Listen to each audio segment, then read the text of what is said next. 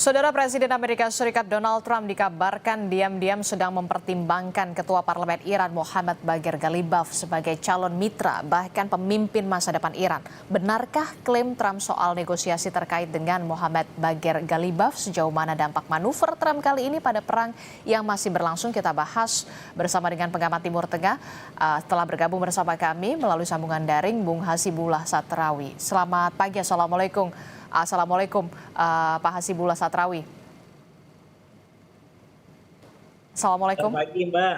Waalaikumsalam. Iya, ini kan kalau kita lihat ya, Trump ini tampaknya mengincar sosok Mohammad Bagher Ghalibaf kemudian untuk bisa menggantikan Mojtaba Khamenei. Tapi kemudian Ghalibaf sendiri membantah tidak ada negosiasi dan segala macam. Apa sebenarnya yang ingin hendak dimainkan oleh Presiden Trump?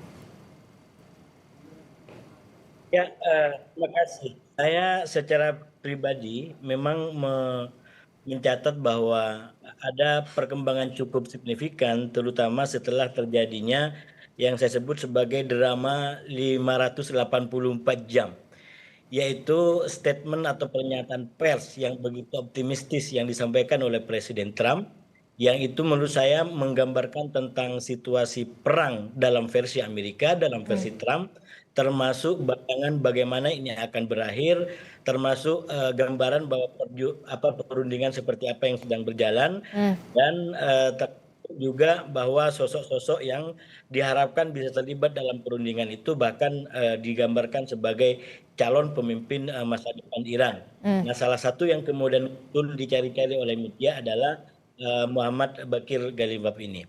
Jadi saya menganggap ini memang bagian daripada perkembangan yang terjadi di dunia semenjak memasuki atau akibat daripada faktor drama 584 jam, yaitu drama atau pernyataan-pernyataan dramatis ya. Pernyataan-pernyataan dramatis yang sangat ditekankan oleh Donald Trump pada kurang lebih 884 jam setelah perang ini berlangsung.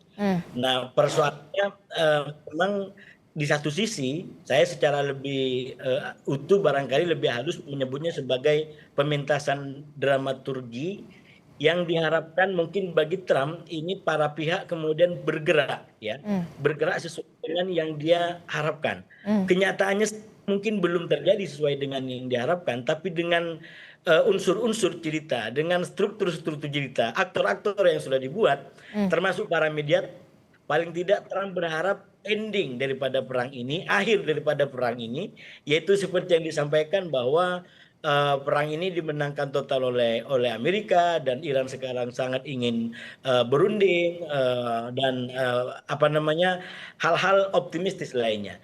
Saya minimal dua hal saya baca di situ untuk mewujudkan yang dipikirkan oleh Trump. Yang pertama secara tempo atau fase.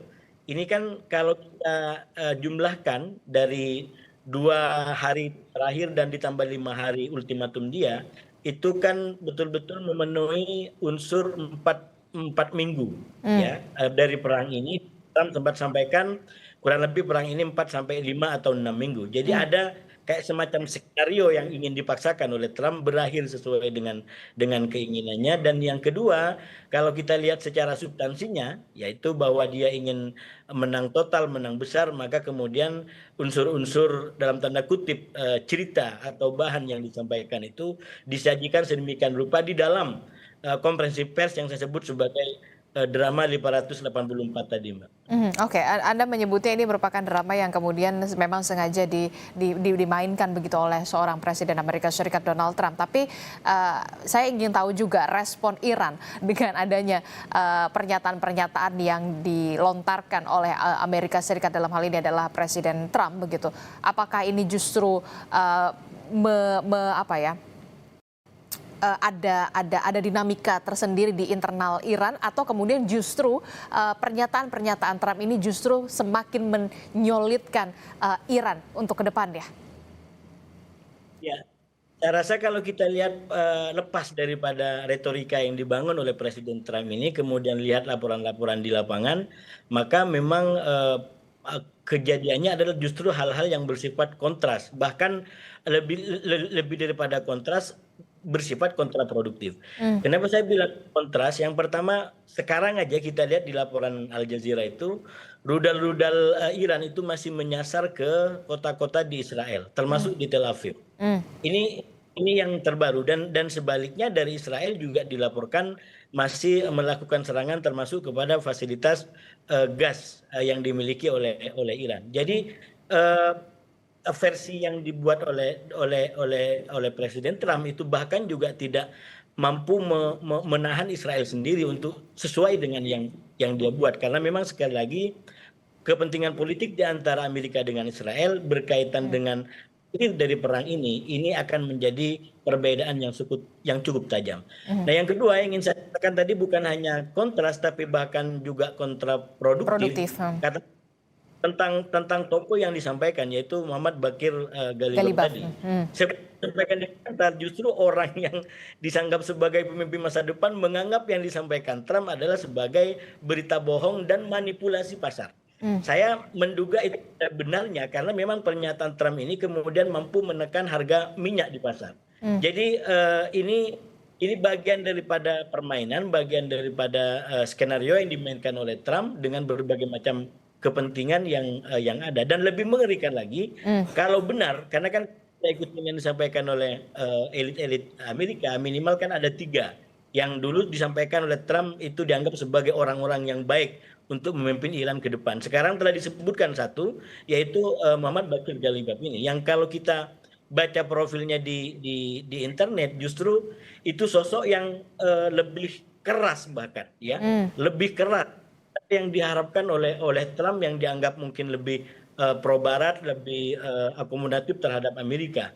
Nah, ini justru orang yang bersikap anti perundingan gitu. Jadi saya khawatir justru orang-orang yang diprofil oleh Trump sebagai pemimpin Amerika ke depan, justru orang-orang yang justru sebenarnya problem gitu. Walaupun sekali lagi karena dia ingin tokoh alternatif, maka kemudian dia sebutkan nama-nama. Justru yang kita lihat di lapangan sekali lagi ini kan saling berebut tangan yang mana. Kalau bahasanya Netanyahu, tangan di atas di bawah. Sekarang yang terbaru Teheran menolak untuk ada utusan yang namanya Witkoff dan Kushner itu. Dia lebih misalkan wakil presiden Amerika, dan Putin mengatakan Trump yang memutuskan siapa yang akan terlibat dalam perundingan. Oke, nah ini yang menarik juga. Itu artinya sosok Muhammad Bagir Galibaf ini yang semula diincar oleh seorang Trump untuk bisa berupaya bisa lebih punya negosiasi, punya relasi sejarah dengan Amerika Serikat ataupun Israel, lebih pro Barat dalam tanda kutip. Ini bisa dikatakan salah sama sekali ya. Justru sosok Muhammad Bagir Galibaf ini justru menurut Anda lebih keras dibandingkan dengan Mojtaba Khamenei. Ya, paling saya tidak berani untuk mengatakan salah sama sekali, karena sekali lagi orang di level pengambil kebijakan utama seperti Presiden Donald Trump atau pemimpin manapun, saya yakin punya data-data yang jauh lebih banyak dibanding kita-kita yang sumber data jauh lebih rendah dibanding mereka.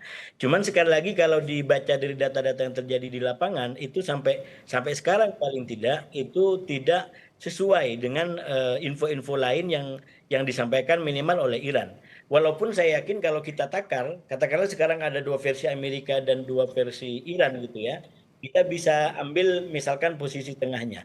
Posisi tengahnya itu misalkan dalam soal perundingan, itu Trump menggebu-gebu mengatakan bahwa kita sudah masuk dalam perundingan dengan segala macam klaim keberhasilannya, sementara Iran menepis bahwa tidak ada perundingan, paling yang terjadi adalah surat menyurat gitu. Jadi ini kan artinya memang ada upaya PDKT, kalau bahasanya anak sekarang, ada PDKT dibangun, tapi kemudian tidak sampai bahasanya anak sekarang halu mungkin seperti yang disampaikan oleh unsur-unsur di sini gitu. Jadi saya yakin ada fakta-fakta coba mediasi yang dilakukan dan sekarang berada dalam perebutan siapa yang bisa mendikte. Nah, kalau dilihat dari gaya komunikasi Amerika, sudah pasti dia ingin mendikte, walaupun sekali lagi dengan ruang yang terbatas. Karena itu saya menganggap kompres yang disampaikan oleh Presiden Trump di menit 584 itu sebagai skenario besar atau upaya besar untuk Oke. kemudian membentuk arah semuanya. Oke, tapi kemudian yang jadi pertanyaan saya selanjutnya, ketika Trump cawe-cawe untuk bisa memilih pemimpin Iran menggantikan Mojtaba, realistiskah itu terjadi? Itu kembali kepada pasal 1 yang sudah menjadi kesalahan utama Trump, yaitu Trump salah mendiagnosa Iran, salah membaca Iran, sehingga dengan bunuh pemimpin tertinggi dianggap Iran bisa diselesaikan seperti di Venezuela.